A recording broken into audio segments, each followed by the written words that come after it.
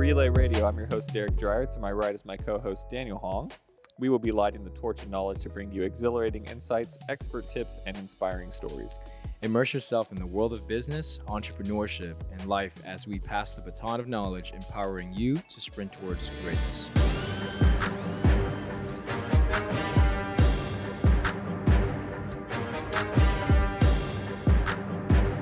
Our guest today once swallowed 3 live goldfish as pre-workout. His body transformation has inspired masses on social media platforms to get in the gym and stop being pussies. Between his quick tips about healthy food choices and his gym memes, his personality is highly unique. Starbucks low-calorie king, the most jacked Italian, he is Marco Spaziano. What's up, guys? Thank you for having me on your podcast. Yeah, welcome. That's pretty. Like that intro? Yeah, dude. It was definitely the most unique podcast intro I've ever We got some good intros. Yeah, credit to Austin. It's Yeah, all That was Austin. a good one. That was a good one, bro. So our podcast, it's called Relay Radio. It's structured a little bit like a relay race, right? So you have your different legs. So we go through a warm-up. We do a trivia question warm-up. We'll throw some trivia questions at you. Okay. You got 30 seconds to answer it. Then we'll jump into the legs of the relay. So the first leg, we'll talk about your personal life, get to know you. Second leg, we'll talk about social media. Third, we'll talk about business. And then fourth, like your goals and retrospect. So Okay, absolutely. a little bit different type of podcast than you may be used to, but Yeah, you know, it's not your normal shit-talking podcast, but Yeah. kind of. dude. But a little keep bit that, of it. we keep that very minimal here. We just we want to get to know look. you. Maybe the second episode. Yeah. So all right, you ready for this trivia? I'm gonna look for that hot dog guy so I can have it pulled up. He's still talking I'm about actually this. want to know about that. I wanna. Yeah, I'll look for it in a second. It's like thank you for the glizzy guy. I don't know. Thank you for the glizzy. All right. See how smart you are. All right, let's get 30 seconds wow. on the clock. All right. How many months have 28 days? 1. Oh, all of them. What city in Italy did they invent pizza?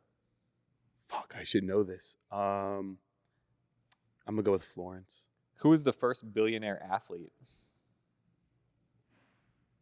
Michael Jordan. No. How many muscles are in your body? 44. What gets wetter the more it dries? Fuck. A sponge. Oh, that's a good guess. Damn. That's yeah. close. Actually pretty smart, dude. That's close. Okay, so yeah, you got all of them after you think about it.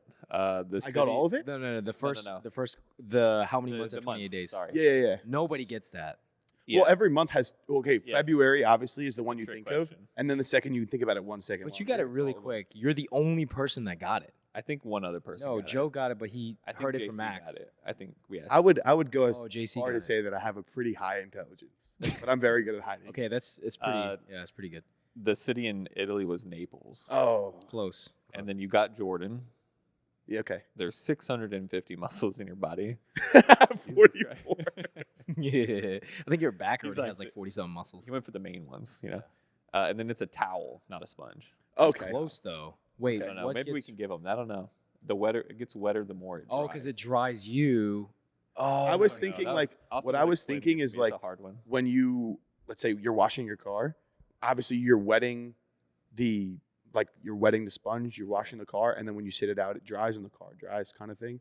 Where it's like Yeah. No, the towel works as well, like It's way the better. concept. Yeah. I guess that was close though. Those are pretty good. because when it dries, it absorbs moisture. or It's a some shit. sponge or I a don't know. towel is a sort of a sponge, but then a sponge is not a sort of a towel. I thought it was an Yeah. ice cube because like when ice dries and melts, it turns into water. I don't know. No, Maybe. it'd be the opposite for ice. I don't fucking know. No, I'll take 50% credit on that one. honestly, You got- you got you got 2.5. You got two. That's two, right. honestly, you got the hardest one, which is Yeah, the The- muscles one completely caught me off guard because I No. was always like, whenever people I don't ask me even that, know it's that. like bones. I thought it was 256. I don't. That even might be know both. that. 206 bones. 206 months. Okay. Yeah, 206 bones. don't know Well, that. you got I think the hardest one, the one we always recycle, is how many months have 28 days. Okay, so credit to you. That's pretty fucking. Let's go. It's a trick And question. he got it Yeah. like right off the rip, so pretty I good. kind of want to do more trivia questions. I like those. Yeah, we it's should like I'm on, probably like, incorporate Jeopardy. more of that. Yeah, they're Ashley actually said pretty that's the most entertaining part of our podcast. Is good. Fuck. trivia That's bro. That's fucking questions. disappointing, dude. Oh my god. No, it's not. It's not. Cool. So the first leg, we're talking about your personal life. So Okay. tell us a little bit about yourself. Like where you grew up, where you're from. No. So I grew up in New Jersey, Okay. a pretty small town. My graduating class in high school, I think there was like 180 kids in my class, and only 120 graduated. The rest like either, didn't graduate or like went to the military after. Actually, that doesn't make sense. You graduate and go military. My bad. But yeah, it was not a big town at all. I was very kind of free, if that makes sense. Like in high school, my parents were very much like, we want you to go out and make experiences, like go do cool things. Like they were very supportive of, go play sports, go do after school program type things, go be involved in, like, I went to the middle school of the arts for a little bit for drawing and painting, which you have to like apply for and be accepted. Like 6,000 kids, I think, applied, and like 115 were accepted. I was lucky enough to do it. So my parents were very supportive in that. They always wanted me to go cliff jumping as well, like do skateboarding, BMX bike riding, like stuff like that as well. Swim and dive. You did play sports then? What did you play? Yeah, I do. So I did soccer. I played soccer I started when I was probably 3, like going to like soccer camps and stuff, which was very young. I played till I was 14, broke my back at a college soccer showcase. Who broke your back? Jesus. Bro, some random 14-year-old boy. Jesus. But How'd you break your back? You So just I- like went up for a header and no, I went in for a slide tackle. oh shit. So it was a college showcase. I was a freshman in high school. It was the very end of my freshman year. And usually you can like verbally commit to colleges as a sophomore. So that's like the normal standard is like at 14, 15, they know if you're going to play in college or not. And then from that point on, it's just like perfecting your skills so that when you get to college, you're already ready to go. Yeah. Instead of like walking on at college and then them having to build you up from there. So I played on the 3rd best soccer team in the country at one point. It was Ironbound Soccer Club, Ironbound Football Club in Newark, New Jersey. So my brother what'd you actually play? played. Like forward or what? I played center defensive mid, right back, and center attacking mid. No idea what that means. Okay. So I was pretty much in the middle. Daniel doesn't know shit Okay, about I sports. wasn't- forward. That's why I asked. I know what you're talking about. I wasn't the fastest player, but I was really good at shooting, Uh-huh. and I had a great vision for the field. So I was always Yeah. able to see what should be played, what should come next, and then So I got big calves. For like oh, soccer. bro, I haven't Bro, even- huge calves. What? really. Thanks, bro. You're like boosting me. Thank you, bro. I looked in the Because he mirror has today. I thought my calves looked really small. Has So tiny thank calves. That's why he only wears pants. you, dude. I almost wore sweatpants today. They look aesthetic. You know what I mean? They do. Small calves are aesthetic. Yeah, because big calves is like it's too much, bro. That's Girls, too much. are you dude, talking girls about, don't bro? like big things. Yeah, that's what I'm saying. They like little things. Yeah, They're like perfect. Or size average, things. average. perfect things. size things. Yeah, they like average. But but yeah. So then I played midfield, and I also did swim and dive. But the reason I started playing soccer was obviously my father. He helped me a lot with that, and then I was like dead set on going to college for soccer. I had verbally spoken to a couple colleges like Villanova, and I was really excited to play. So I was playing in this college showcase. I went in for a slide tackle. I had won the ball. I continued to go. Another kid came in, and when you're playing, obviously you can have hybrid cleats, which are like soft ground and firm ground. So instead of having all plastic studs, we also have metal studs. And I got hit directly in my Oh L5 my vertebrae. God. So I was born with spondylolisthesis, which is a small like slippage in your L5 vertebrae. So kind of like a slight staggering, which could like cause pain in the future, but it wasn't. I was very lucky that it was not that bad until I got hit. I got fucking rocked. My spine split. Like you have, kind of looks like a wing like this. One side just completely just fucking popped like this and got pushed forward like that. Oh, So you can literally feel in my back. Like they gave me 2 options. They were like, okay, 2 years of physical therapy. You have to go 3 times a week, Monday, Wednesday, Friday, physical therapy, an hour and a half every day after school or during the summer. Water therapy, land therapy, strengthening your core muscles, or get surgery. And every single 10 years or every 10 years, then your vertebrae would have to be fused to the one above it. So it starts with your L5, goes to L4, L3, like continues to go up. And then you have like S1 and S2, which are the ones on the bottom. Those would also need to be fused. I think that's how that spine works. I'm not 100%. So you did the therapy then? Yeah, they pretty much told me that by the age of 40, I would be stiff like this Yeah. because your bottom vertebrae control a lot, like Yeah. a lot more than you'd think they control. Yeah. Because He's you just like a think- tiger. yeah. Does that injury still affect you today? It definitely flares up from time to time. I was super embarrassed in high school about it because, like, you know, I was just thinking, oh, I'm going to be, you know, one of the best soccer players. I was playing varsity as a freshman. So I was like I loved soccer. I was not a very school smart kid at all. Like I did not pay attention in class, didn't give a fuck about going to school, missed so many days. I'll tell you guys some funny stories about that. Those But are the best entrepreneurs. I've been told. What, Yeah, athletes? No, people who don't like school. Yeah. People who they usually say that hate A students work for C students because Correct. C students, they're kind of on that border of failing some classes, but they're just making it by. Yeah. They're figuring out every way to do the least amount of work but get the most amount done. Same. Where A students are the ones that they do everything. They're great employees because they're told what to do and they do it exactly Right. how they're told. Yeah. Where C students, this is not all students. If you're failing your classes, don't think that you're going to be some fucking millionaire because you're probably not. There's two ends of the There's spectrum. hope. You're really good at shit and you just don't like school, or you're There's just really hope. bad at There's school hope and for you're me. bad at other things as well. Yeah, somewhere you just fucked. Yeah, some of you are just That's some of you are fucked. Everything, right? Everything is, you take everything with a grain of salt. Yeah. So pretty much like I ask a lot of questions. Why am I doing this? What can I do better? What can make this easier for me? Which is what I was doing in school. So I was playing soccer and I was dead set. Oh, I'm going to go to college for soccer. This is my life path. And then I got injured. And for 2 years, I had to deal with sciatica. So when I broke my back, I did not walk practically for 3 months. It happened right after finals of my freshman year. And the entire summer I was in bed. Like the most I moved, I have a memory. I was stuck in place in the backseat of my car at one point, and my dad had to carry me from the backseat of my car, or my dad's car, to my bed. Like I had a small house in New Jersey, so it was like a 2-bedroom townhome. Me and my brother shared a bunk bed, and I was on the bottom bunk for 3 months. I did not move. Like the most I did was go to the bathroom. It would take me 30 minutes to like gain the strength to go. I would be in excruciating pain, crying on the toilet, and I'd sit there for like an hour and a half and then try to move back. And that Oh was my like my God. whole summer.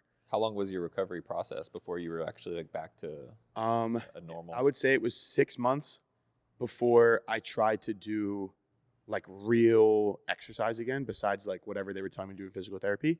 And then I ended up playing again my senior year soccer. So it was Wow. like a 2 to 3 year full recovery. But by 8 months, I was swimming. Like I swam on the high school swim team again. Wow. But I could, it was all no impact. So I was allowed to do things that were no impact. I was actually told when I broke my back that, dude, I was at a very dark place. Like I was contemplated, ending things a bunch of times because I was 14. My whole life had been taken away. It was the only thing I knew. It was hard. You kind of lose all sense of direction. And they're just like, at 14, you're never going to run again. Forget about playing soccer, which means forget about going to college. Forget about becoming a pro is every kid's dream. And it was also, you're never going to lift weights unless it's on a bench. You're never, your life is activity wise is done. And my whole life revolved around being active. Like I was outside every day, cliff jumping, skateboarding, BMXing, diving on the diving boards and stuff, swimming. It was none of that. No working out, anything. I felt like my whole life had been taken away. Yeah, it's wild that a lot of doctors, like, that's their initial thing is like, oh, you're never going to do this again. Like, yeah, I wonder I if don't that's understand just, why they like, tell kids that. worst because case scenario they just like do that to like set an expectation because Yeah. I feel like you hear that all the time. I mean, but I think like, yeah, I think the expectation thing makes sense because like if they tell you, oh, you might walk again, and Right. then you don't, and Right. you're like, hey, you fucking told me you were gonna walk. But then Yeah. if someone tells you the opposite, hey, you're never gonna walk, then you almost become like a great success story. Oh, thank Yeah. you. You know what I mean? So it's like, It's almost like a motivator. that's Yeah, kind of yeah, how I exactly. took it. But I That's feel what- like it could also be the other way because for a long Right. time, like the entire depth of that summer, I was like bad. well, I mean, when you're younger, like there is no middle ground. There is Yeah. no looking things from a third perspective. It's your You whole fucking, life. it's the worst. Well, I would even Like- say until like your mid 20s, Yeah. it's really hard to Yeah. to You take things at the absolute Yeah. fucking like worst extremes or the best extremes. Mhm. Where like, damn, I'm never gonna walk again. Well, fuck, I can't live anymore. Might as well. Fuck Yeah, it. You know what I mean? that's kind of how I felt for a When long you played time. your senior year, were you like, did you play scared or did you kind of? No, I was I was good, bro. Yeah. I scored. So I tore my patellar tendon in my knee Oh my 3 God. games into the season. Damn. But at 3 games into the season, I had already scored 9 goals. Oh, I damn. scored 3 goals in my high school first game back. I scored 4 in my second and then 2 in the game that I got injured. That's sick. It was Damn. sick. And then I think I ended the season with like over 20 goals. Wow. Is that so? So is that kind of how you found your way into fitness? After that? Yeah, I started once I was able to kind of get my life back on track somewhat Mhm. after physical therapy. Like they were like, hey, like we want you to start doing some workouts on your own, body weight only. So I had gotten into like calisthenics, But after I got injured, I gained a lot of weight.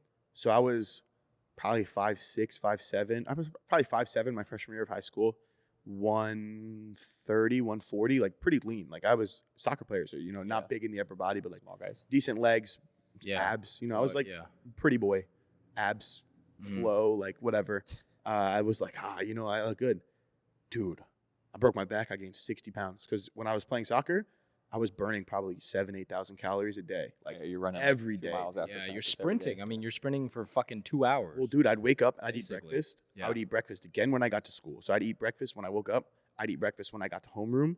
I'd eat lunch. My mom would pack me lunch. I would eat everybody's lunch at the table, Yeah. and then whatever they didn't eat, and then I would go get 2 ice cream cookie sandwiches and buy lunch. So I was eating a fucking crazy lunch. You kept Then I'd that eat- same diet with no exercise. Yeah, dude. Then I kept eating and then I'd go shit. home from school, Yeah. and my dad would have mozzarella in the fridge, and I would do like an entire fucking sleeve of it with like tomato and onion, olive oil, all of that. Then I'd go to soccer practice. Then I'd come home and eat dinner, and then I would probably eat dessert. I was probably slamming. What are food. those sandwiches? Are they called like caprese sandwiches? Caprese It's is like a- caprese salad. Yeah, It'd be like Bro, that. Like I see this shit on TikTok. Yeah, I'd fuck them up, bro. every fucking day. It's the ciabatta bread, Yeah, the fucking slices of mozzarella, yeah. the onion or the This is the tomatoes and the olive. Oh my A god. side tangent: the Italian place we went to in Vegas, they had you can order table side mozzarella. They come to your table and they make it in front of you, like stretch Oh it my out and God, shit. dude. Damn. Fucking It salivating looked- right it now, looked dude. so good. Shit. So I kept eating like that, bro. I hit 200 pounds at like 5'8". and then like, Yeah. So I gained like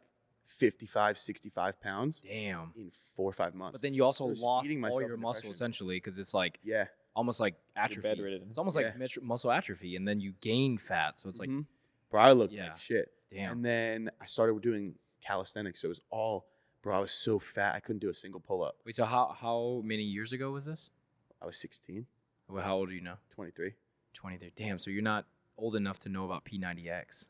No, I know didn't. about P90X. I know a bro. little bit about it, but I never did Tony anything Horton. like that. What happened was I Tim- started yeah. watching people on YouTube that did like fitness content, but also calisthenics, a majority of calisthenic stuff. The ghetto playground workouts. Yeah, Oh bro. my I would watch God, the ghetto bro. playground Hannibal, workouts. Hannibal, Bro, dude. I would literally, like, since I was too fat to do a Yeah. pull up or a chin up, I was like fucking weak, bro. I would Uh-huh. jump and do sets of 2. Uh-huh. So I would do every day. My workout was 100 pull ups or 100 pull ups, 100 chin up, 200 push ups, 100 dips, and I wouldn't do squats, but let's just say squats because I was supposed to do them, but I just didn't do it. And then some cardio like biking. And then eventually got to 200 pull ups, 200 chin ups, muscle ups, 500 push ups, 500 dips. Like I was Damn. fucking going through it because I couldn't lift weights. I was convinced that I couldn't lift Yeah. weights. It's basically like prison workouts. Kind of Yeah. funny, actually. Yeah. It was literally, bro. I used to do the Ray Lewis 52 card. Oh my god. I used to do that every morning when I'd wake up before I went to school. I would go to the basement and I would literally sit in front of like the basement. My basement was not finished at the time. Like my dad was still working on it because my dad built my whole house by hand. So I'm in like this gutted basement kind of at the time, just flipping a card, doing the push-ups, flipping the card, doing the push-ups like for like 30 minutes. I mean, that requires like an immense amount of like discipline, though. Because I was it's just like, terrified of ever looking the way I looked once I guess because that's got like the injured. athlete in you, where Derek was talking about it too. Like most athletes, like whenever something happens, like an injury, or they don't get into like professional sports, like they lose their whole identity, yeah, and that's you're how it doing felt. and you're doing everything you could to gain back your identity. Yeah, I definitely found my new identity with fitness. Like I was so fat I couldn't do a single pull up. So I'd do sets of 2 to 100. I would jump up and lower myself down. Jump up, grab the bar, lower myself down, and then I'd do the same thing with chin ups. That probably lasted around 2 weeks. I was able to do a couple pull ups. Eventually, bro, I got to be able to do like 15 muscle ups in a time without stopping. Damn. I was fucking good, bro. I was like hard. 165, that shit's You get a hard. fucking high ceiling, bro. You can do a muscle up in your house. bro. Oh, I would do it at the high school gym. I wasn't doing much. I was doing all my. So what I would do? Oh my god, it was so bad. Never do this. It was fucking terrible. Worst advice ever. I fell victim to Greg O'Gallagher and V shreds Oh my God, Greg. with Gallagher. the intermittent fasting and Yeah. shit. But like, see, intermittent fasting's cool. It is great. It's yes. great. It's a great tool. But you can't give it to a 16-year-old and make him think that it's God. 'Cause that's Yeah. kind of like what they do. They're like, oh, this is the be all end all. Yeah. Bro, I would fucking, oh my God, I took it to the extreme. It's not his fault, but like I took it to the extreme. Yeah. I would eat nothing all day until 5:30 at night, and I'd stop eating at 7:30. So what I would 2 do hours. is I would literally Jesus. not eat all day. I'd bike for 30 minutes. I'd do my workout at school. I'd come home and I would just chug water all day, like 2-3 gallons of water during the course of the day. I'd come home and I'd have a big ass bowl of cereal with fruit and cashew milk. And then I'd eat whatever my parents had for dinner. So I was eating like 1,200 calories a day. I'd have like one pork chop and like a little bit. Like, bro, Yeah. I went from 200 pounds to 165 in, I want to say like a little bit over 30 days. Yeah, I was gonna say like probably 2 months, but Yeah, I 30 lost days. all that weight quick as Jesus. fuck. I remember there was a time I lost Holy. 28 pounds in 21 days. Holy. That's why, and it's honestly just a calorie deficit. Yeah, really. but Yeah. it sparked the eating Yeah. disorder that's followed me until today. Like I Yeah. still have an eating disorder. Yeah. You still do intermittent fasting, or No, I've thank God my coach, Kyle Wilkes, bro. Shout out Kyle Wilkes, best coach I could have ever asked for. He's always made it very apparent to me. He's like, stop fucking pushing your meals back. Get up, do your fucking cardio. Stop pushing your meals back. If you eat from fucking 2 o'clock to 8 o'clock, and I'm giving you 6 meals, how the fuck are you gonna eat 6 meals in 8 hours? You're gonna eat 45 minutes apart, bro. Don't do that. Your body has no chance to digest it. Wake up in the morning, do your cardio, eat at 10, 2.5 hours later, 2.5 hours later, 2.5 hours later. Stop doing that. Like, stop pushing all your meals back. Intermittent fasting is great if you're trying to lose weight, but if you want to be a bodybuilder or put on some serious muscle, actually really look good, you need to give your body fuel. Like, wake up in the morning, eat protein. Like, your first opportunity to build muscle during the day, because you just woke up, probably 10 hours of not eating, is to get some protein down the second you wake up. Yeah. Like, get up, go downstairs, make egg whites and eggs, bro. Yeah. You're Italian, right? Like 100% Italian? Like 50. My dad moved from Italy at 33, Oh, and my mom is a mix of a bunch of different stuff. oh nice. I love her, but like I resent her for not being full Italian. are you? Is your dad like first generation? But my to dad America, or- moved here Yeah, at 33. Like, mean, or, that's like- sorry, are you? Yeah, I guess. Oh, so I'm you're first. second- I would yeah, be you're first generation. Yeah. My dad. I was gonna say like I mean, this is just what I know from movies. Yeah. The Italian mindset is like they try everything. They do everything. There's no fear in the things that they do, and then whatever works to make the money, provide the food on the table, that's what they'll do. Yeah, I think that the way my dad's explained the way the school system worked in Italy, or at least how it worked in Italy as he was a kid, was at 16 you decide what you want to do. Like you decide what you want to do, and I think the way he looked at it is at 16 his brother Zio Keko was Sounds like a mobster. dentist. Oh, it sounds Like like was in dentistry school. sounds like a badass name actually. Yeah, well his name's Francesco, but like Zio means uncle. Francesco sounds badass too. Yeah. actually. So my dad was like, hey, at 16, my brother was in school for Yeah. being a dentist. Yeah. At 18, if he didn't like it, he goes and do something else. Yeah. Where in the US, they make you wait till you're 24 to figure out what the fuck you want to do. Yeah, And even at 22, 23, when you're graduating college, you still have no fucking idea what you want to do. that's true. Yeah, they don't really guide people or kids to their strengths. Oh, or, they just like, teach you how to be an employee. Yeah. They teach you, hey, listen to me because 2 years from now you're going to listen to someone else, and I'm just going to make you an easy person to I manipulate. literally Just listen posted to that the on person. Threads like last week. What was the reason that your dad moved to the U.S.? Originally, so my dad was moved at 33. The story I've been told is he was an architect in Italy, got his certification degree, went to college, became an architect in Italy, and he just wanted to experience what life was like in America. So he had come to visit. And he's like, I'm going to go back. He had taken care of his mother for 15 years, I think, after his father had passed away. And he was like, you know what? Like, it's my turn to go out and experience what I want to experience. I want to go to America and just see what it's like. He ended up meeting my mom, I think, the second time he was here. She started teaching him English, and he went back to college here because his credits didn't transfer, so he couldn't be an architect. So he worked as a caterer and a couple other odd jobs while doing architecture on the side. Met my mom, and she started teaching him English, fell in love, had me, and I'm here today. What part of Italy did Venezia. have you guys been back together? Yeah. at all? So I used to go every year for like 2 to 3 months Yeah. until I was 12, That's cool. and then my grandmother passed And like away. family's huge in Italian culture. It's Yeah. like everything. My dad's number one rule is you never fight with your brother. And every single time I did, whatever I did to my brother, my dad did to me. So if I slapped the fuck out of my brother, I got the shit slapped out of me. Does your dad make like fucking amazing pot like sauce? Yeah, dude. Oh my god, Pasta my dad. sauce? My dream Fuck, one dude. day, I'm gonna speak this into the world. My dad has always kind of teased the fact that he wants to own a restaurant. My goal one day is to be able to give my dad the funds to open his own restaurant. And if he wants to cook, he cooks. But if he just wants to manage and run it and kind of be part of it, he can. If your dad is an amazing cook, this is a fun fact for you. You know the sauce Rao's? RAO? The pasta sauce. Yeah. Fucking fantastic. It's like 6 ingredients. Mhm. They actually just got, I mean, this is going to make the brand go south, but they actually just got bought out by Campbell's Ah, shit. for like 2.6 billion.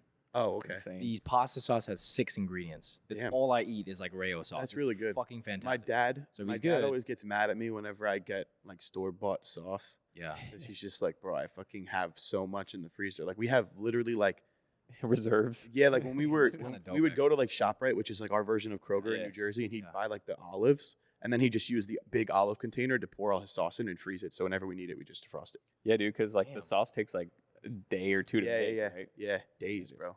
My Yeah, we dad have be a- cooking. Our my brother-in-law, his family's Italian. They live in New York, and like, dude, their sauce is fucking Yeah. like I it's- always it's admire- like it's a thing. Yeah, bro. I always admired like any culture that is deeply enriched by food. I always admire. Like, one day I'll visit Italy and You're just a in fat Europe. ass dude. Bro, I'm Well, fat ass. I'm a bro. fat I ass, fucking bro. love I'm a eating. fat I ate ass. Italian food last night. It was amazing.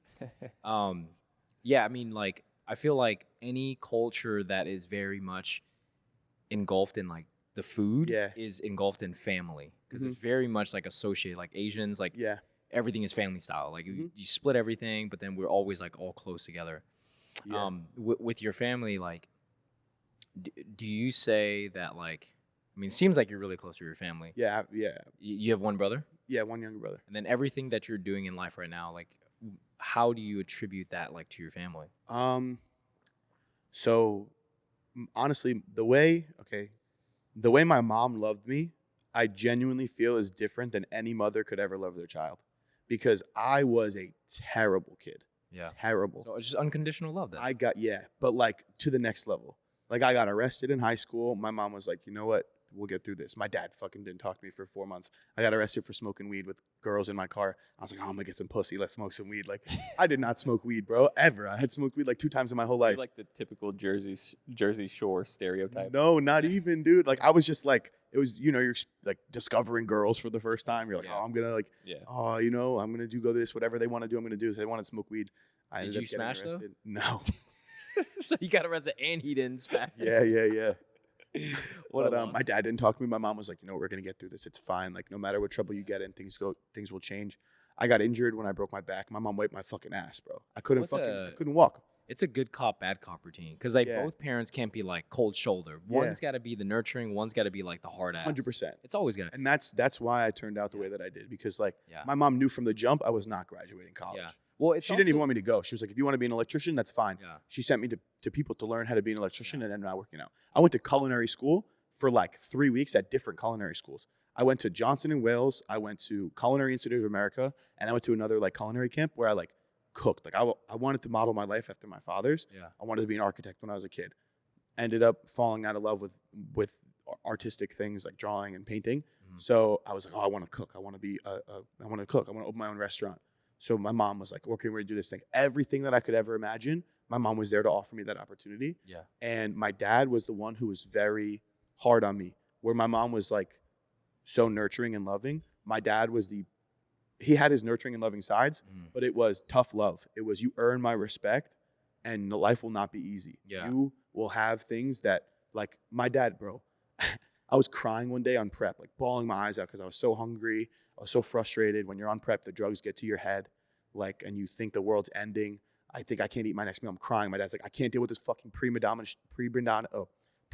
shit. You're acting like a fucking diva. Like, grow up. You're an adult. Stop crying about food. People have other issues. Like, he's always been like the one to check me. Where it's Yeah. something's not going right, fix it.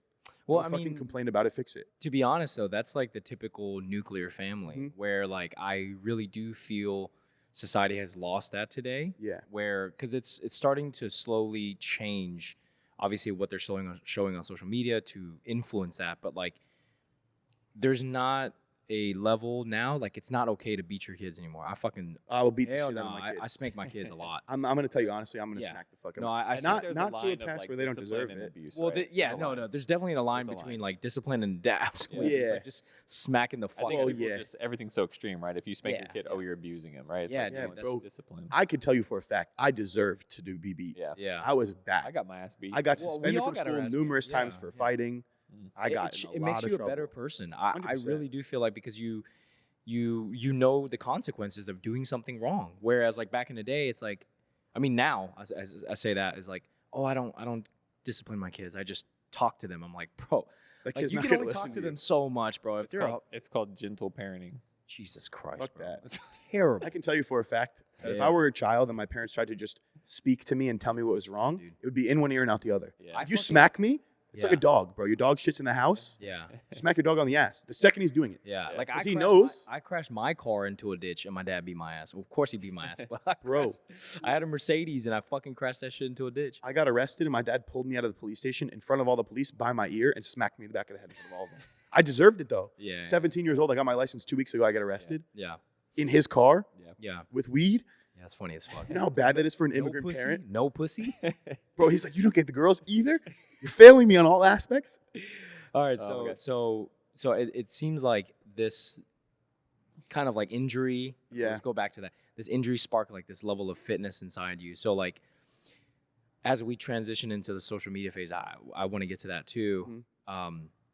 How did that kind of like journey start? Like, where did you even get that thought into it? Like for fitness or to start I mean, content? just like content, I guess. Well, for me, it just to touch on that, like it sounds like you tried a bunch of different things with like Yeah. electrical engineering, Everything. athletics, Culinary school, yeah. architecture, culinary school, yeah. So like, what kind of brought you to what you're doing now, which Yeah. I think is heavily based on I social would- media. I would say I always tried to find a way to not go to school. Ever. Like I was in college, I worked 7 jobs, dude. Holy 7. shit. I had 7 different streams of income when I was after my freshman year of college. Like half of my freshman year and sophomore year, I learned about money quick. Like I'd always been kind of savvy. Like I'm gonna sell this and make my money here. I want to take a girl on a date. Let me sell these shoes that I bought for this. Like I bought shoes for $40, sold them for 80. Took a girl on a date. Like as much as I hated to sell the shoes that I wanted. Like I sold them. Still didn't get no pussy. Yes, I did that time. I did that time. I'll defend myself there. I did. Oh my god. where do you think you got that mindset from? My father for Not the sure. pussy mindset, but the, Not that one. That's Yeah, just being a man. But Yeah. no, when my dad moved here from Italy, having to start over his whole life, not speaking the language at all, like, and you see someone build my house practically from scratch, Yeah. like, do so many things for me, sacrifice so much. Like my dad, obviously, like I would see him get up in the morning at 4:00, go to work, be in New York City at 6, not come home till 10 o'clock some nights. Like he was working all day to put food on the table and teach my brother and I a good work ethic. And I 100% got that from him. Like, no matter what's going on, no matter what's wrong, you figure it out. You don't fucking sit and bitch and complain. You figure it out. Whatever you have to do, you get it done. So for me, my dad gave me $5,000 to last me my first 2 semesters at college. So that was supposed to be gas, food, going out, travel, whatever it was. $5,000 you get for your semester at college. it's pretty good. If you spend it, figure it out. That's pretty good, actually. Well, it was to teach me. Yeah. Like to manage money. Yeah, like you're in college, like you're in high school, you don't really understand managing money. A lot of kids in college are fully still reliant on their parents, which is fine.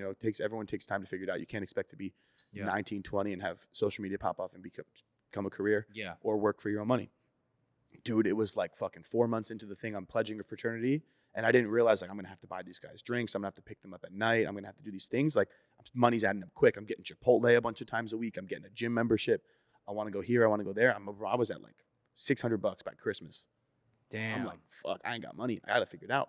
So I started working valet, front desk at LA Fitness, because in order for me to get in-state tuition in Florida, I needed to get a job because I was paying for my own college after that year. If I was like I was gonna ask where you were going to college. So Florida it's in Gulf Florida. Coast. Okay. So I looked up. I knew I wasn't going to graduate college. Mhm. I knew it. And I was like, I don't want this to be a financial stress on my parents. My mom was helping me like, okay, what's the cheapest in-state tuition school in the country? Florida Gulf Coast. $2,500 a semester for in-state tuition. So we got a fake lease set up. We had everything, library cards, all that shit. I was a Florida resident. So that sophomore year, I was paying $2,500 instead of $25,000. So my dad paid for my first year of school and was like, yo, if you're going to fucking fail, you're going to pay. If you fail, you pay. I'll pay for college as long as you're passing. First semester. F, C, B. Failed. 6 credits. I'm like, fuck. I got to figure this shit out. So I started working. I went to Goodwill because I used to go to Goodwill and get all my clothes as a kid. My mom was like, you're not going to grow up to be this pretentious kid that all you care about is wearing fancy clothes. Like, you get what's in your means. So I would get Goodwill stuff all the time. I'd find Nike Dunks. I'd get all the cool shit at Goodwill. So I knew like I'm just gonna get my clothes at Goodwill. I like the vintage fit of clothes. I'm a big dude, so for me wearing oversized clothes is nice. So I went to Goodwill and I realized like, yo, these kids are always complimenting me on the vintage clothes that I find, or like the different tees that I'm wearing. Like, there's a market for these kids with daddy's money that are just spending it. I don't have it. Let me profit on them. So I'd buy shirts for like $1 at Goodwill. Then I found the Goodwill bins, bro, where you pay $1 a pound. So I'm getting like 3 shirts for $1, pair of jeans for like $1.50. I'm selling like crazy. I made like $15,000 profit Holy in fuck. like 4 months of my freshman year of college on these kids just buying shit. And I would sell a bunch of other stuff too, like my Adderall. I'd sell Adderall during like final seasons for like $20 a pill, bro. I kept Like telling everybody. my doctor, Yeah. past the statute of limitations, don't come after me. But bro, I was like hustling that shit. Oh, doc, I lost my script. Kids are paying me $40 during finals. Damn, save per them all. tab, Jesus. 40 milligram extended release. I actually wonder how big the market is for Adderall. Bro, it's Oh, fucking huge. You massive. know what I mean? Because like I don't take college it. kids I don't- everywhere. I No, I'm refuse to talking take about like drugs. the resale market. Of, Oh. you know, undergrad. Oh, there's a lot. We know someone. Oh, Yeah. It's a lot of Adderall. But yeah, so I was finding any way to make money. By my sophomore year of college, I had a full-blown clothing resale business that I had started a TikTok for marketing. I was like, hey, if these people see me buying the clothes at the stores, I'm not now just limited to the people who follow my Instagram from college. I have all of TikTok. So this was like right after COVID, the end of my sophomore year. Oh, this is 2021. Yeah. I was Wow, gonna this ask, is 2020, recent. 2020. I was gonna ask you at what point did your social media start taking off and like what fall you of started in? 2020 when I started posting that like kind of stuff on a separate page. I had 200,000 followers on TikTok for sneaker reselling and clothing. I would go to Goodwill. I'd post not just Goodwill, a bunch of different thrift stores, Goodwill bins, everything that I could imagine. I'd make other videos about what shoes we're releasing, when, and how to buy them. All these different things, like what apps to go on, not just the Nike app or Foot Locker. And I was making a killing, bro. Wow. I would go, I'd sell mystery boxes of clothes. Like I'd go to the store, I'd buy like $15, $20 worth of stuff at the Goodwill bins. So let's say it's worth like $500. And I'd tell kids, hey, if you guys want to make a lot of money, just buy this box for me for $300. I'll put a bunch of stuff in there and then you sell it on your own and you'll make $200 profit. Like that's what these clothes are worth. These kids kept coming back. And I'm spending 15, I'm turning into 300. It's working. They're making It's 200. insane. Everyone's winning. It's insane Holy margin. shit, dude. Bro, when I tell you, okay, 20x. People It still sounds- do that. That is still a sounds thing. fucking Yeah, that yeah. is No, it's a crazy. huge business. bro, my sophomore year of college, I made $96,000 in profit Wow. selling clothes and shoes, not including the money that I had made as a security guard, taking underage ID slips at college bars, and working valet where I would make a fuckload in tips. Damn. So I did front desk at LA Fitness, kids club at LA Fitness, personal trained college girls on the side. Very rarely, like I don't know, I probably made a couple $1,000s doing that. Just some girls that lived in my apartment complex. Yeah, we know why. Still no pussy. Still, no. I didn't do nothing. I did not do We anything. know why you're training them. I didn't do anything. Oh god damn Um, it. No, I'm just like- And then I had clothing reselling and sneaker reselling. So with sneaker reselling, Wow. clothing, 2 jobs at LA Fitness, training, valet, and security. So then what like hustling, you're dude. going you're going to school at this time? Yeah, but I'm not going to class. But then so like what is your obviously Clearly. you're- I would wake up at You're 5 running a.m. out to of open LA Fitness, stay there till 11, go to Obviously- tutoring for an hour to do my math homework Oh. with the tutor because they would just do it for me. And then my homework would be done. So I didn't show up to class, barely, maybe like once a week. I'd do all the assignments online with my tutor in like an hour, 2 hours, and then I'd go to work. And like, so it would be like Monday, let's say valet was like Monday, Tuesday, Wednesday, Uh-huh. Sunday. I would work at the club doing security Friday, Saturday. So then do your parents know? My mom knew. My dad did not know. I wasn't going to school. My mom knew I dropped out 6 months before my dad knew. Oh, you And he- oh shit. I was never going to tell my dad I dropped out of school. I was not going to tell him. My mom slipped up one day. She was like, Marco, how do you feel? Because I was, Are we gonna do like stage of graduation or like? bro, I don't know. But like, no one came. It was just 'cause me. I felt bad because I still feel bad. Like my dad moved here to America. His dream was that his son graduates college. You know, that's the foreign way of thinking is like everyone goes to college. I'm just happy my brother's graduating this year. So my dad gets that. He gets that experience. But it just wasn't for me. I knew it wasn't for me. So I was pulling my hair out, freaking out, crying, having mental breakdowns over like how frustrated I was and wasn't able to express it with how much I hated school. I didn't hate Florida. I loved Florida. I didn't hate my friends. I loved my friends. I hated sitting down and being told what to do and wasting my time that I could be making money and working, doing stupid fucking English assignments. Like I have ADHD and dyslexia. Very bad. Like I barely fucking read. So I'm sitting down, I have to write these fucking papers and they keep giving me C's and D's. This isn't right. This isn't right. Like, fucking don't just tell me it's not right. Tell me how to fix it. Like, I can't fucking read. I can't write a paper. Help me write a paper. They're not helping me. So I'm just lost. Floyd Mayweather. Yeah. Worse than that, bro. I don't even know the alphabet. I'm kidding. At what point did you fit fitness into all this? Like, So I gained the confidence from doing TikTok and social media, from sneaker reselling and clothing reselling. Nice. That was from like August to November. And then I started posting. I posted my very first TikTok for fitness because everyone was like, bro, you're fucking jacked. Like, what are your workouts? What do you eat? Like, how do you look like that? Because like, bro, I was like fucking 8% body fat, 185, jack security guard, like wearing bulletproof vests and shit in my TikToks as jokes. Like, I was a big dude for like a college kid at 19. Yeah. And or 20. And they're all like, yo, like, post your workouts, post your workouts. I was like, all right, fuck it. I'll make a whole new account. What's a funny name? Like, Jacked Italian. Like, I'm going to make that. So I made the TikTok. I started posting my workouts. Bro, that shit took off. My very first TikTok had like 60, 70,000 views. And it was like, if you don't want to get fat on Thanksgiving, chew your food up and spit it out when your family's not looking. So you get to taste the cake, but you don't get the calories. Like, it was something stupid. Like literally like stupid. believe I was gonna say you kind of post some like controversial or like off the wall random ass shit. I feel like, You bro, know? everyone I tries don't- to fit a mold, bro. Yeah. I think, okay, pause there. I don't think that he posts off the wall in our society growing up. I Yeah. think it's considered off the wall now. I think I just post the things people want to say but are too afraid to say, or what they're thinking, but Exactly. they just don't. They're Yeah. afraid to say it. Like, Exactly. I don't consider it off the wall. It's just like some people are like, is it offensive? You know, like yeah. people are too fucking sensitive now. The other thing is like, bro, like, you got to remember that TikTok has kind of bred a short attention span to people. Highly, yeah. So you have 3 seconds, dude. Right. 3 seconds. Yeah. tops. You're in your mind. You're like, how can I capture these Yeah. people? If Okay, you I'm gonna don't say want to be something. fat, here's a Right. great meal. Make sure you guys follow me for more recipes and save this video for later. Boom. Yeah. 4 seconds. They don't want to be fat. That caught their attention.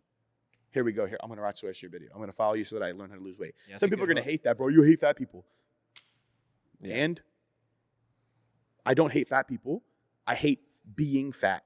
Yeah. It's a fear of mine. Personally, yeah. I'm fat phobic, but Yeah. of myself being fat. Yeah. Not fat phobic of other people. It's your life, it's your decision. However, if you don't want to be fat and you follow me for tips and advice, I'm just trying to help you. There's already a demographic. Like, the reasons why I say the things I say, for example, if you don't want to be fat, eat this, your fat ass should save this video, is because although it might offend some people, although it might motivate offend others. some people, there's other people that would have never seen that if the Yes. video didn't blow up, and I'm helping them. So my demographic is never the people that are going to be offended. You're lost already. I don't have you. I'll never have you. There's no converting you into somebody who wants to lose weight. You've made that decision. Well, to be honest, However, the people who are teetering on it yeah. will cling to that. He's going to help me. This recipe is great. I feel so full after eating this food. Yeah. I had no idea dieting could be this easy. It doesn't have to be chicken and rice. I can still eat waffles. I can still eat pancakes. Just make them healthy. I find healthy alternatives. Those people are my demographic that I'm trying to reach. So if I have to say a couple things to go viral in order to reach those people, or say things that are slightly polarizing to reach those people, I'm helping those people. The people that are going to hate on me were never my demographic in the first place. Well, to be honest, it's like all you, intentional. you also lived by example, right? Yeah, bro, I lost fucking 65 pounds. I just lost 58. Yeah, exactly. So it's not like, I mean, what I mean by an example is like when you're a kid and you got injured, like most kids would have given up, but you took the hard way of not doing the surgery, Yeah. because that would have probably alleviated your pain pretty much instantly. Yeah, it would have been like a 3-month recovery time, but Right. then like every 10 years I have 3 months. Correct. Yeah, but I was then- gonna say then I'm that fucked. like compared to the actual hard work that you did of like the actual exercising, like you lived by example. So people should say like, oh, you know, you're fat phobic because you're yourself, you know? So a lot Yeah. of people don't understand that though. Yeah, They just see what they see. there's no comprehension on the internet. Well, Not anymore. Yeah, not problem in society now is everybody is told it's okay. It's okay. Oh, you're Lizzo. unhappy. It's okay. Like Lizzo. Yeah, you don't want to lose weight. That's fine. Be happy. You're beautiful. Yeah, Sure, man. You're happy. You're beautiful. Yeah. Whatever. But deep I down- don't feel like that. Deep Yeah. down, you know you're not. Yeah, no. Because deep if you down were, inside, you would yeah. feel way more confident and wouldn't have to be told those things. Yeah. So for the people who really want to make a difference, if I can help them, I'm going to do what I can to help them. Yeah, yeah. The reason, like, 100%. when you asked before why I started social media, the real reason, like, one of the core reasons why I started social media is I never had an older brother, ever. Mhm. I made so many mistakes. I wish I had somebody to make those mistakes for me. I wish I had those people to tell me, hey, man, that's a bad decision. Lead me the right way. I didn't. I got in trouble. I got fat. I broke my back and gained hella weight. I had to figure out how to lose it all myself. I got arrested. I had to deal with 6 months of probation and my father practically disowning me. I had to do so many different things in life that I would have never done if I had an older brother. And I would have skipped 4 years of starving myself in order to feel like I was lean or important. I didn't build as much muscle as I could have. I didn't reach my natural potential. I hopped on gear earlier than I should have because of peer pressure and other things. Like if I can stop people from making that, that's why I do social media. If I can say, hey guys, I fucked up here, don't make this mistake. The same thing with my prep. I told people, yo, I'm going to teach you guys how to reverse diet. I fucked up. I got fat. I gained 40 pounds. Yeah. Did I want to gain 40 pounds? Fuck no, dude. I'm miserable. But now that I'm talking about it and telling people on social media, hey, I made this mistake, don't do it. I have a friend, his name is Patty. He just competed. I called him the same day. I was like, bro, tomorrow you're on your diet because I fucked up. I thought, oh, I can handle it. He was eating burgers and sliders the other night at this Rise event. And I pulled him aside. I was like, yo, Patty, I know you're going through the same thing right now. You're rationalizing what you're doing. You're saying, oh no, my body deserves it. It might. You might need it right now. But just remember, there's going to be a time where you don't need it and you're going to eat it anyway. So just really be conscious because I don't want you to make the same mistake I did. Yeah. But I'm telling thousands of people that on social media trying to help because I made the mistake. I feel like it's not my duty to do it, but if I could do it, why wouldn't I? Yeah. There's so many people that are concerned like, oh, if I make a collab post with this person or I do a YouTube video with them, like they're going to steal my demographic. I'm not going to make money because people are going to find them instead of me. Bro, those people are watching you for you. You're not losing anything by helping somebody else. The only thing you're doing is limiting yourself and your reach because you're too afraid to help someone else or put yourself out there with somebody else and be aligned with somebody else. We talked about that the other day, and that's like what's lost on social media now is like the collaborations, right? Bro, people are so afraid to like it's so collaborate much with people. mine. Right? This is me, this almost is like me, a this is selfish me. mindset. Yeah. now. It's Yeah. like they think that you're pulling money out of their wallet every time you talk to them or you offer advice. And it's because social media has you have to monetize everything. Yeah. Well, it also goes back to everyone wanting to be their own like CEO or their own individual business owner, where they feel like it has to be that mindset. It has to be a scarcity mindset of like it's just me, because people don't understand. I mean, people from a high level or people who have made the mistakes, they understand. Like, in order to succeed, you go fast solo, but you go far together. And that's what a lot of people don't understand. They'll always just think about fast. But that's also like what sets apart like a business owner from like an entrepreneur.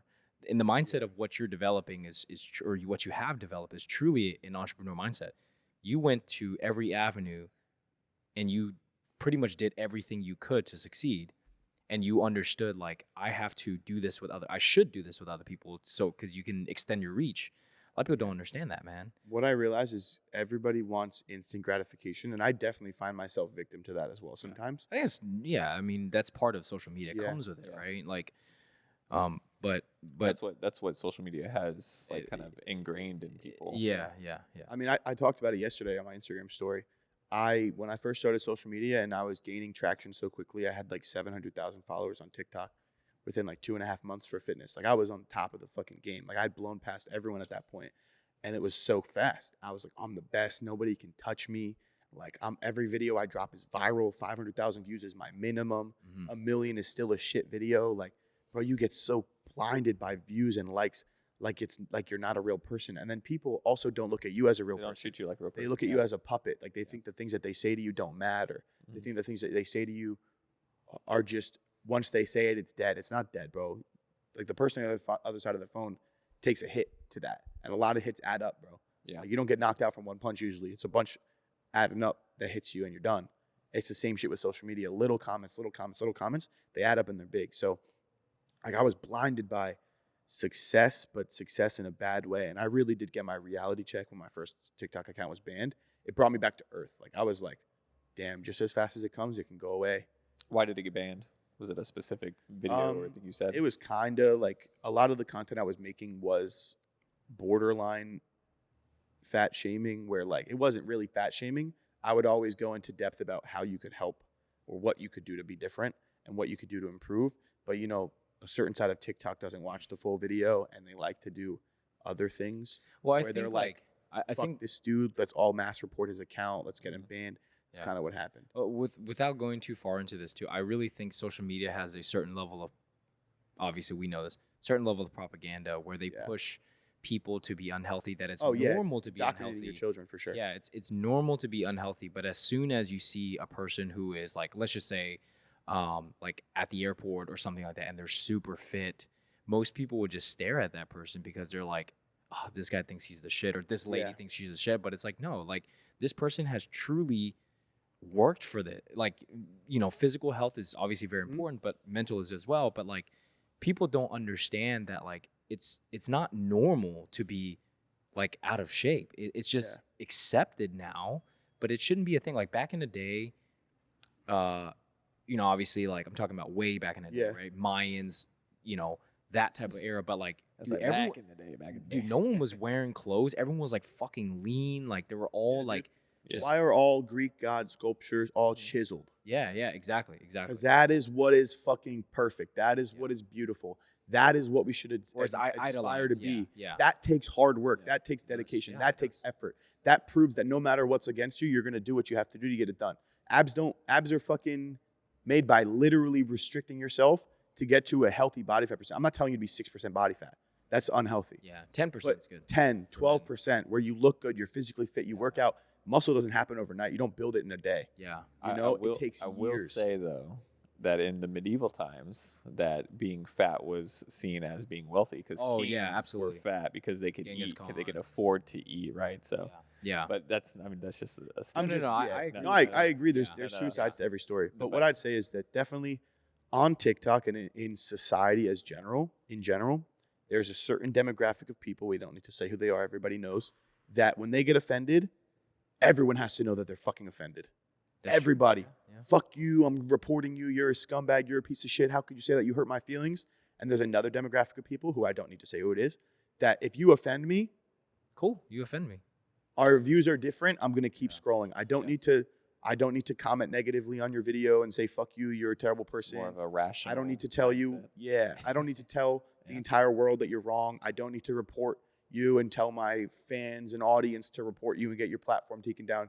You have a right to the platform the same way that I have a right to a platform. Yeah, there's but a certain group of people that don't understand. It's also like you don't see high level of achievers going down that path though. That's the thing. It's like most people who are doing that, like they don't really have anything going for themselves. They're working dead end jobs, or they're not happy with themselves, or they're kind of just doing it to where they're creating hate for the person that is doing well, just so like they can feel the same pain.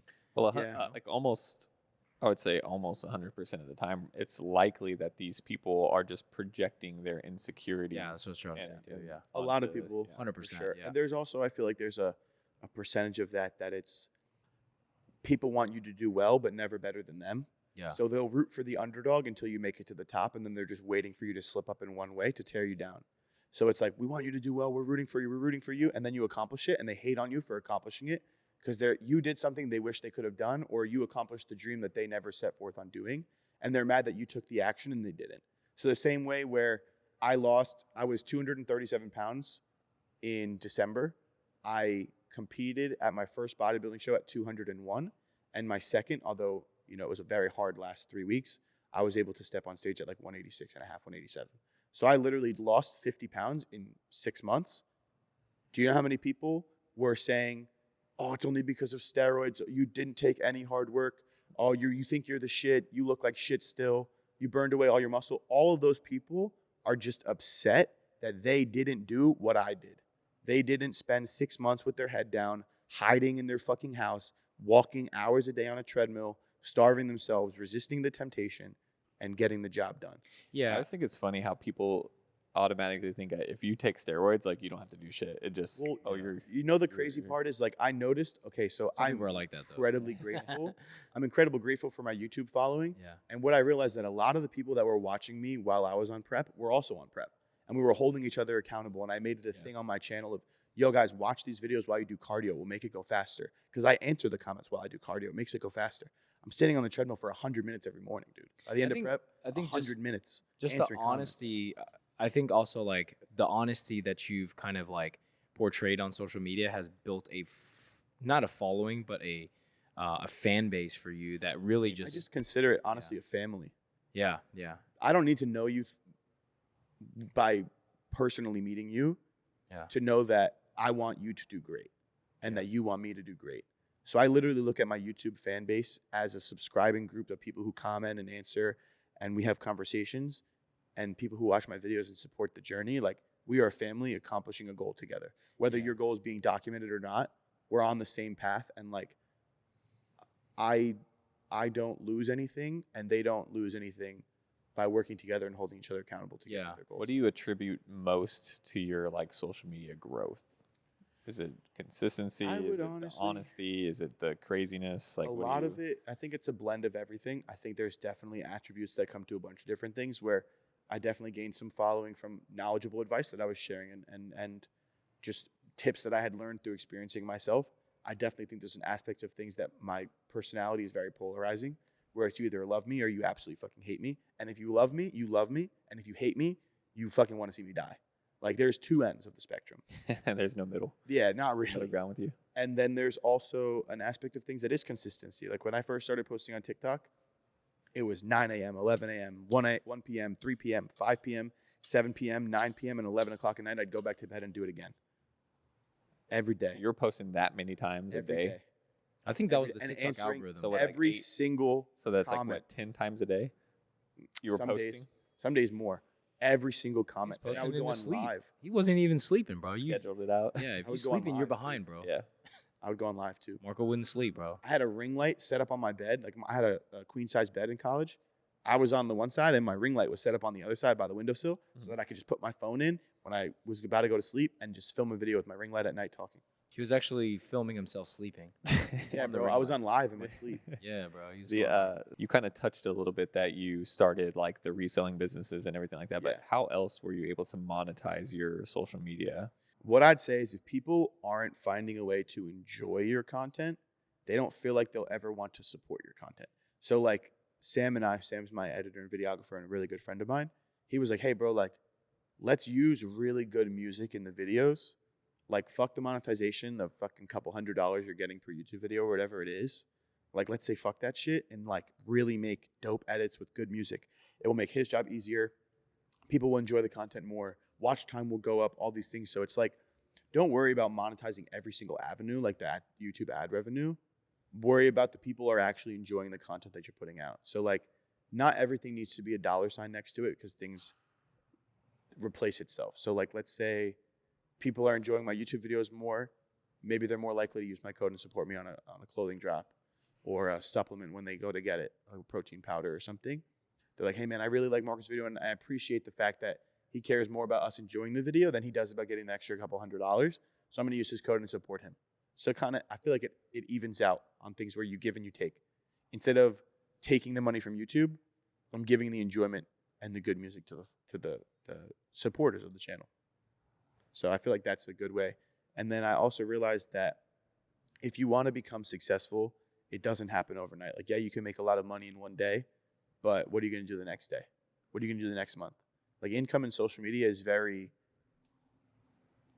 it's reliant on what someone else does, if that makes sense. Like, if the company has a drop, if other people like your content and get the word out and support you.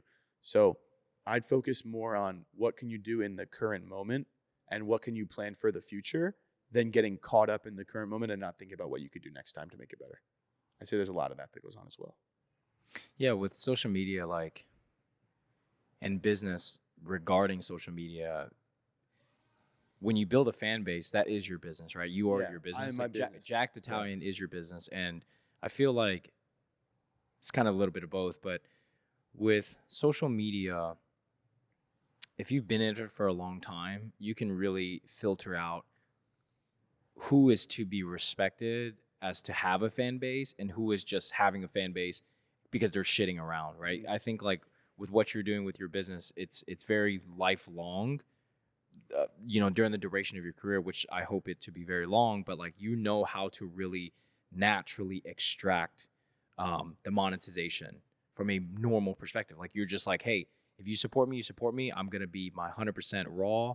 And then in turn, your business is growing. So that's why I feel like everyone no matter what business you start or a part of, you will always do well because of that. Like the values that you've been taught as a kid with your family, and then also the values that you extracted while you were like spending all your money for college and then having to hustle. Yeah. You know? So So there's you definitely a lot of lessons to learn. yeah, I especially think for the people the that can invest $5,000 that your dad gave you really probably brought you to this point. Yeah, I mean, I think Yeah. that there's definitely a butterfly effect in almost everything that you do. Yeah. Like, 100%, for example, yeah, like, that's true. I think that, okay, I That's good. love Theo Vaughn. I don't know if you guys, He's hilarious. I don't know if you guys love Theo Vaughn, but I fucking love He him. be saying some out of pocket shit. I would go as far as to say that Theo Vaughn is my favorite internet personality. He's funny as fuck. Yeah. And the reason why I like him is although he's really funny, he also has some really deep and motivating moments that are also Yes. super raw and Mhm. him. And he was talking about a dark time in his life where he felt like everything was going wrong. And he said, just because I feel bad doesn't mean I'm doing bad. Just because things are bad doesn't mean that I'm bad. And nothing changes if nothing changes. So if you feel stuck in a spot, it's going to be the exact same unless you change it yourself. So recently I was feeling, a little upset in one area. I felt like I was stressed out. I felt like things needed to change. I could continue to feel like that, or I could take a risk, change things, change direction, and continue to move forward. A lot of people, I feel like they fall victim to not changing things, becoming complacent, and just staying in the same spot and not moving forward. So it's like nothing changes if nothing changes. Or thinking something's wrong with them in Yeah. that moment and that they have to go find help in, Yeah, exactly. whether it's drugs or something else. Whereas, like you said, just make the effort to do something else to Yeah. change that path. It's especially when you're young, right? Yeah, Like it's hard. like when your dad was 33 and he migrated to US and built a life for himself. You don't have baggage. You have to take the risks to essentially in the future for it to pay off, because then you Yeah. never know. Like I feel like everything is a risk. Like everything in life is risky, no yeah, matter which no, way you yeah. look at it. If Like, you don't if- do shit, it's a risk. It's Yeah, like if risky you for would- Driving you on the road invest- every day is a risk, Yeah. Well, if you invest in the stock market, it could go really well. It could go really bad. But if you don't invest in the stock market, it can go things could work out.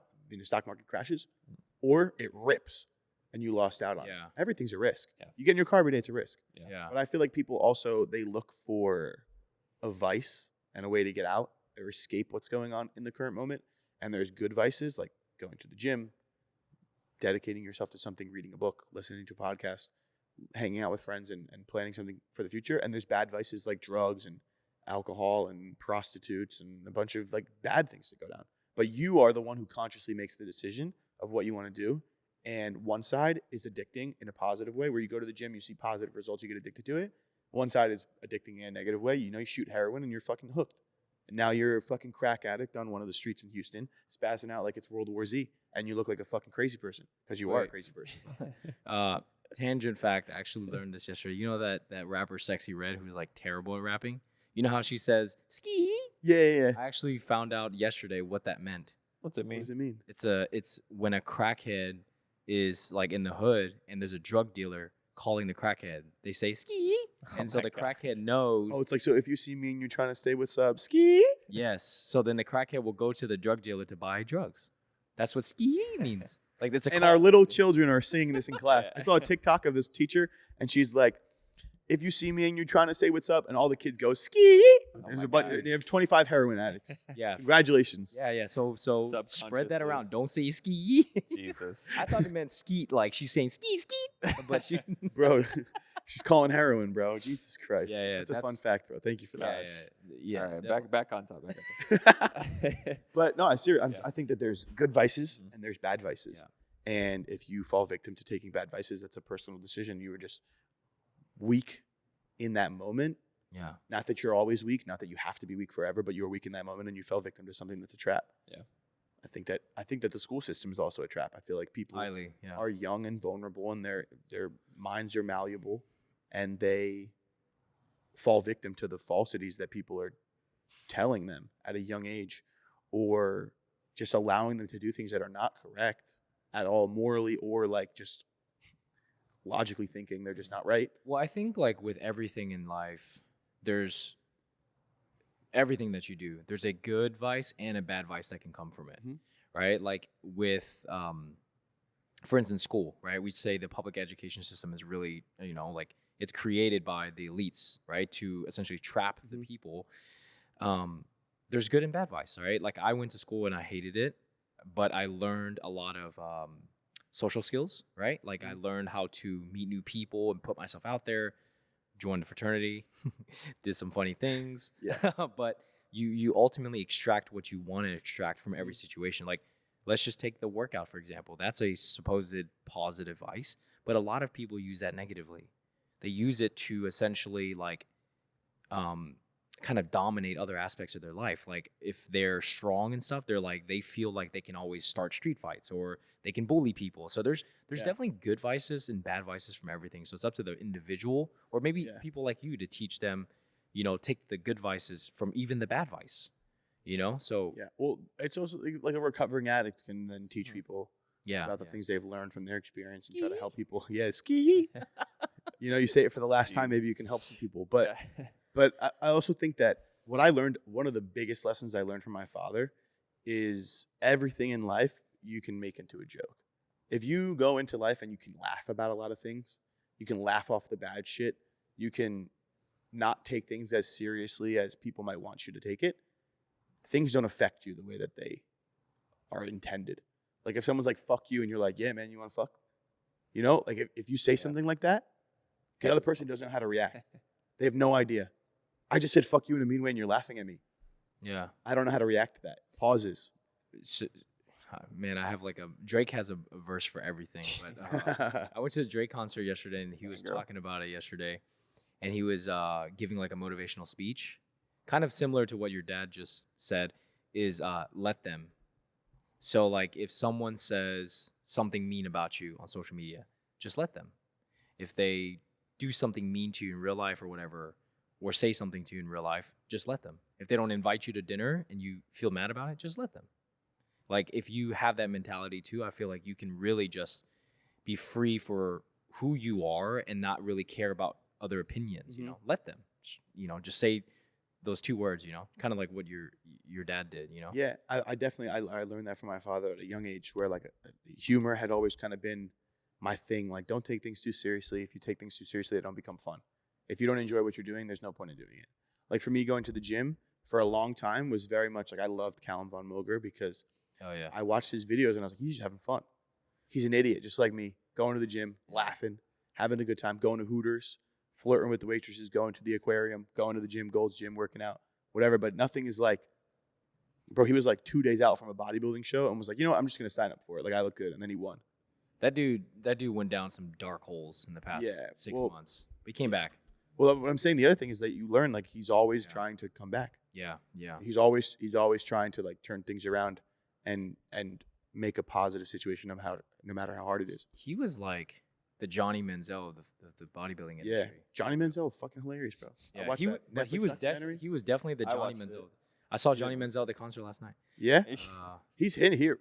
He's here a lot. he was at the Drake concert. He was here at Bottle Blonde one time when I came, and he was just fucking sitting there drinking. He's dating Yeah. some chick that used to model for my brand. It's kind of funny. Oh, that's dope. Yeah, but Good anyways, for him, bro. um, Good for her. so I get right.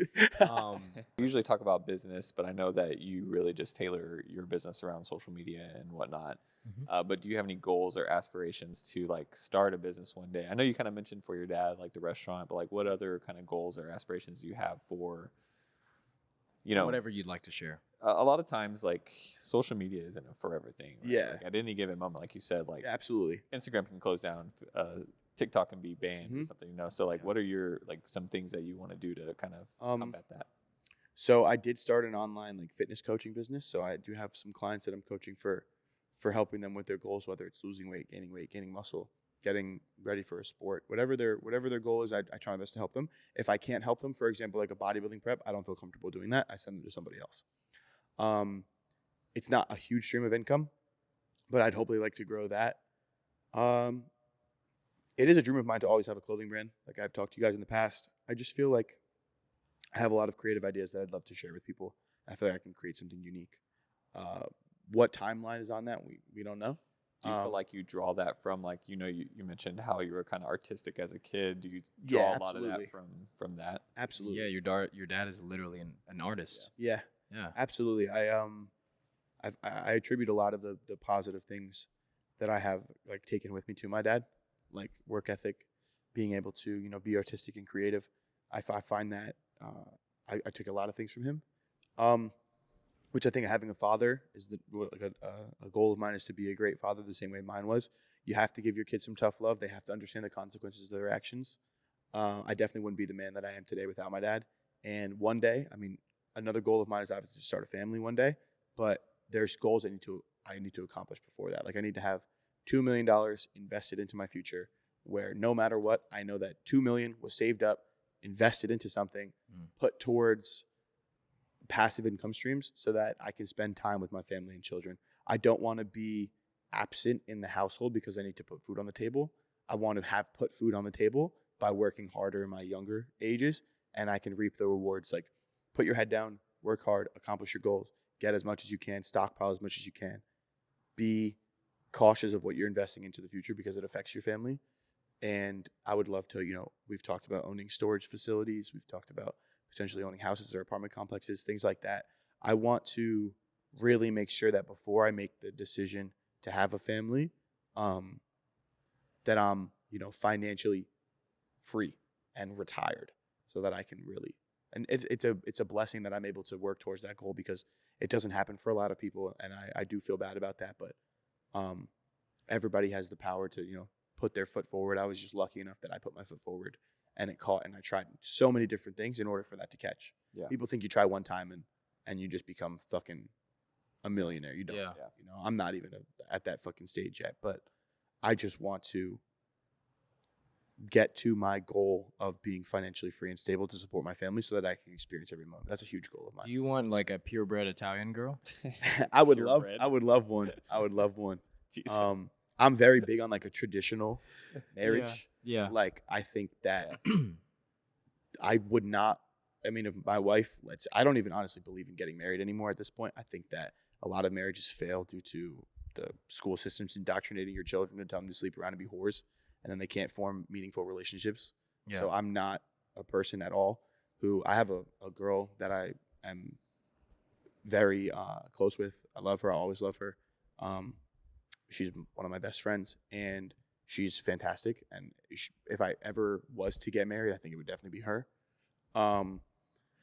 But she has great morals, and she's a great woman, and someone who I'd be proud to be the mother of my children. But I definitely think that if it's not her, I have a very strict guideline of rules that if the woman I'm interested in doesn't meet one of those things in my list of criteria, they're immediately eliminated. I can raise a child on my own. Single fathers are statistically better at raising children than single mothers. I'm not trying to hate on women in any way, but I'm just saying, statistically speaking, single fathers are better at raising children to not go to jail, be successful, earn more money, become contributing members of society. And I think I would be a great father and instill great morals into my children and allow them to experience a bunch of different things. So I don't necessarily need a woman in my life to do that. I'd probably save a little bit of money. But I'm also afraid, there's a very high divorce rate. It's usually on the woman's side of things. Someone who is very successful like you guys and also myself. I'm young, I make mistakes. You're very young. You still have a lot of time. You said you're 23? Yeah, I turned very 24 young. in December. Wild, bro. But I think that I'm very someone mature. who needs to be afraid and skeptical of going into a relationship when I'm the one with a lot of the finances that I could easily be taken advantage of. Yeah. So I always keep it at So are you arm's length. saying that if you cannot find a woman that checks all these boxes, you're happy just having a kid, whether it's adoption or something? I would and then raising a genetically kid? modify my child. I would pay a sperm donor. Yeah. I would be the sperm donor. I'd pay someone to, I'd pick, hey, Yeah. I'll pay you $120,000 to have my child. So you're having a kid with or without a woman? Yeah, if 100%. it doesn't matter. So would you? My goal is 2 sons. I'm going to actually pick the sperm to make sure that I have 2 sons first. Because I think it's incredibly important to have, if you have 1 son, you need another. Yeah. And I think that the age is incredibly important. I am 1 year, 11 months, and 15 days older than my brother. If I was 5 years older than my brother or 3 years older than my brother, completely different story. My brother is my best friend. I would die for him. I would give everything I have right now to my brother and happily die knowing that he could live the best life ever. I would give him everything I have, everything I've become. He is my best friend. It is my responsibility, I feel, to be almost like a second father and provide in areas that my father might not be able to.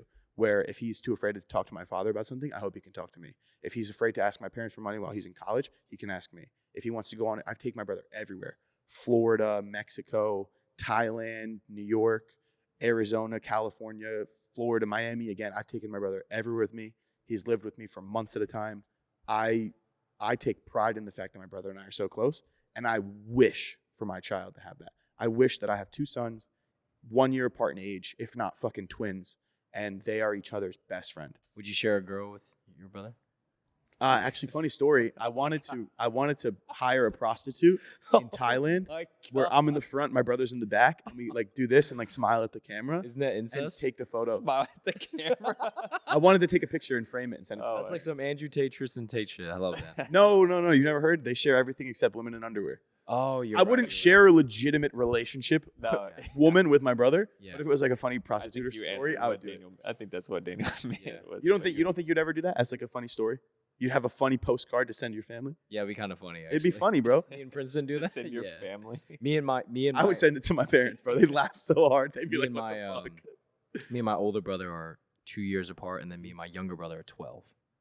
It's like, definitely a yeah. different Huge, relationship, right? But me and my younger brother actually are closer But I'm saying like because he sees me as almost like a father figure. when you were growing up, it was definitely very different, right? Yeah, because I raised him. Mhm. Yeah. That's what I'm saying. So for me It is- personally, you're right. You're right. whether or not like I end up getting married or, Yeah. or whatever, like that doesn't mean you can't find a girl that you're compatible with and Yeah.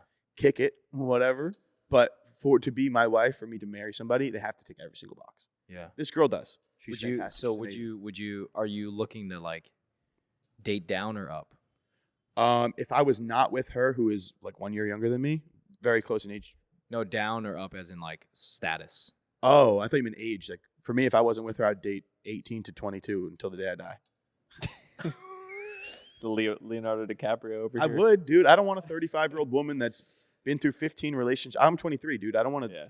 30-year-old woman who's been through so many relationships, has a lot of baggage, and probably will take all of the traumas from her past relationships and reply it to me, where that's not the case at all. I'm not a fucking terrible guy. I'm never going to hit you. I'm Yeah. not going to yell at you. Yeah. You know, if you fuck up, you fucked up. That is what it is. I'm going to move on.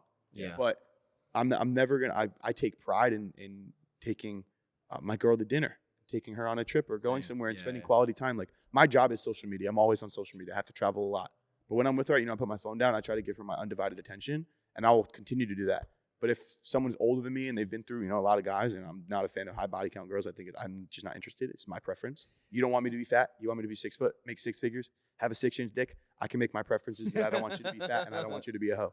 If those are my I love it. guidelines, it is what it is. Or you should can have your start a preference, dating I can show or have mine. podcast. It'd be hilarious, Yeah. bro. But I'm just Bring saying, like, people if you can have your preferences, I can have my own preferences. Absolutely. If you don't fit my Everybody has preferences, their that's cool. I'll find preferences, someone else. Yeah. But And I I'm sure take there's a pride girl. in. I'm sure there's a girl out there for you. Yeah. There is. He's interested in one right now. He's, Yeah. But- possibly mating.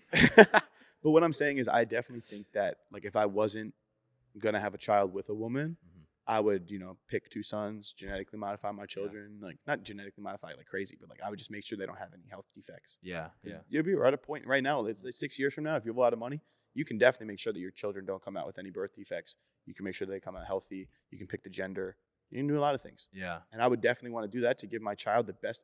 If it's your job as a parent to try to give your child every opportunity in life and make sure they can make the most of it. Why would I want to have my child be born at a disadvantage if I could have made a difference? Yeah. A lot of people don't have the funds to pick the gender of their child and remove genetic conditions that you or your partner might carry.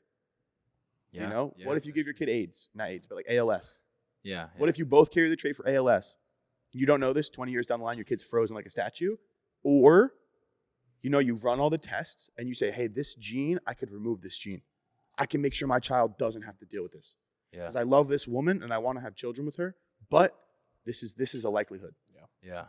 you know? All right. wild. So Wow. goals. So goals. Potentially start a clothing brand down the line. Single father of 2 guys. 2 what? No, I'm just playing. And then just keep doing what you're doing, helping people. A huge good. goal of mine is to one day be in a field separate from fitness. Like Yeah. I'd love to get into acting. I'd love to get Yeah. into another realm of social media that isn't necessarily reliant on fitness. Yeah. I would also love to be on the Forbes list. I'd love to make it that big, bro. Love that. I love that. I You know have what- huge aspirations, but Yeah. I tend to not share them Yeah. because I don't want to put it into the world and then fall short. Yeah. And I also don't want to get my hopes up too high that if I fall short of it in any way, I'm disappointed. Yeah. Like my Right. goal, let's say, is to make 10 million. Yeah. Or my goal is to have $100 million in net worth by the time I'm 50. Yeah. What if I get to 90? at 50, I'm disappointed because I didn't get to my goal. Yeah. Bro, just keep shooting for the stars and Yeah. get as high as you can. Just In all benchmarks. aspects, bro. You know what? Like one of my goals I've never really said out loud was like to start a nonprofit. I think like getting a big pool of influencers Mhm. that have like great morals to build a nonprofit, especially in the fitness community, would be really powerful. You know Because- what's crazy? I've had very similar dreams, but I want to hear about yours. Yeah, because it's like we're supposed to be in a community that thrives on helping people, right? Not just ourselves, because it's greater than ourselves, right? Yeah. Fitness social media is like putting yourself out there with advice, because like people forget why they put out workout videos. It's not just for Yeah. likes and clicks. It's usually to help that one person that could change the course of their life. That's why like Alpha League was so successful in the beginning, right? But if I feel like if no one's doing this, because honestly, the fitness culture has become so selfish that everyone just looks at like nice cars or whatever as like they're doing well in fitness. But like Yeah. if we get back to the roots of like the 2016 era of like actually the community side, I think it would be really powerful. Mhm. That's one of, maybe someone will steal my idea, but that's okay. One of my goals is definitely to build a really large nonprofit for that, where we're focused on actually building gyms around the nation for people that give them a maybe like a 1-year membership that like to get their feet off the ground and just analyze how it could really, I mean, I'm going in deep here, Is but it like, gyms for like people who can't afford like a membership? not just or, that, what but is- like if you look at like gyms right now, there's only 2 types of gyms. There are gyms that are for profit, which is like they thrive on thinking they help people, like LA Fitness, Planet Fitness, Yeah. Fitness Connection. They think they're helping people. And then there's like the fuck you money type of gyms like Equinox and like Lifetime. Lifetime, like the Elite. Like who gives a fuck that you're paying $250 for a fucking gym membership? Like yeah. I think there's and then to be honest, all the people there, they don't know shit about this world. They don't know anything about fitness because they don't study upon like the real recent research and actually how to help people. Mhm. Like, dude, if I went up to one of these gyms, any of these gyms, and I asked anybody about reverse diet, nobody could fucking tell me what it is. Yeah, no idea. I think there's such a void to be able to do that. And you don't even have to have many of these gyms in the nation, just like maybe one in the big cities like Houston, LA, New York, Chicago, like the hubs of like the actual, and Miami would fucking crush it. But if we did like a nonprofit and got the biggest influencers in the game to do it, it would be so, not just inspirational, but it would be like fun Yeah. that you're using your platform for the true good of it. And honestly, that would be huge. What would you think about doing something like that, but you allow the people who use that gym to decide what their membership cost is? Where if you say, hey, in order to use this gym, it could be free, or you could pay $10,000 a month. Pay what you can afford. But type thing. you can pay what you feel is justified for you to pay. Because you will have people who pay a lot of money. You'll have people who you'll have a select few, but you'll have, and then you'll have a bunch of people who don't. yeah. Or maybe you set criteria for it where you have to be in a certain socio-economic class. Tax bracket. You have to be in the tax bracket. Yeah. You have to be in a Yeah, I mean there could be certain so many levels. Yeah, fitness. What would the nonprofit aspect be like? the nonprofit aspect is obviously with nonprofit there's like a board that makes their money and stuff like that, and then you choose where to kind of put your money. Yeah. Right. So all the money that you get from the actual membership fees, you can choose what you want to do with it. Whether it's like actual like donating meals to community, like meal prep, like Yeah. there's so many levels that you can do this. You could even do like fitness classes for young kids to help them.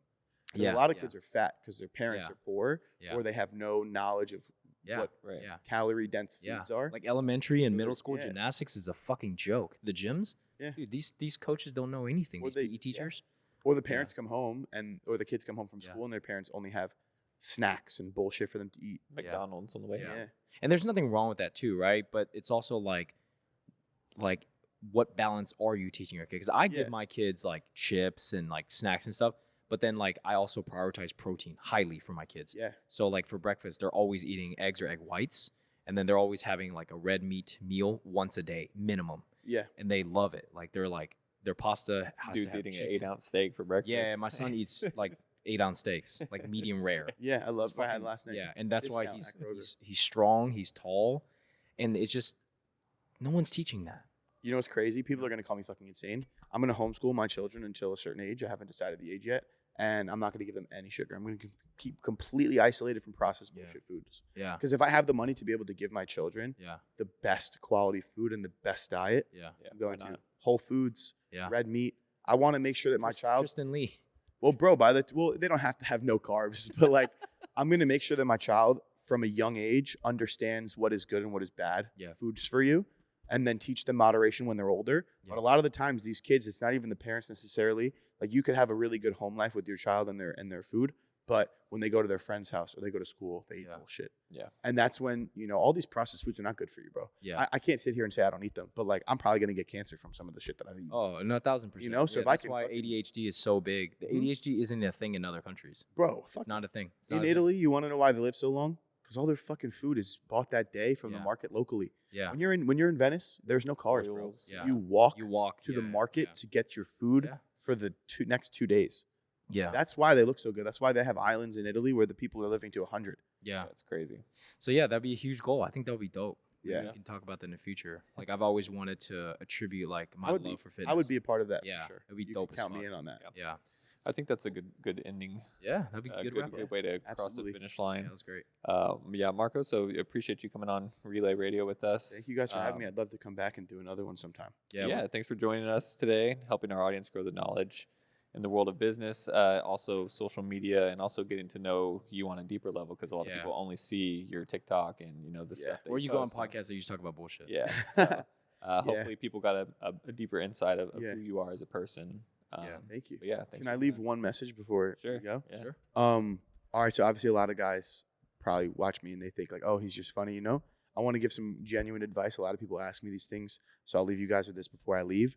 People always ask me, how can I blow up on social media? What can I do that's different?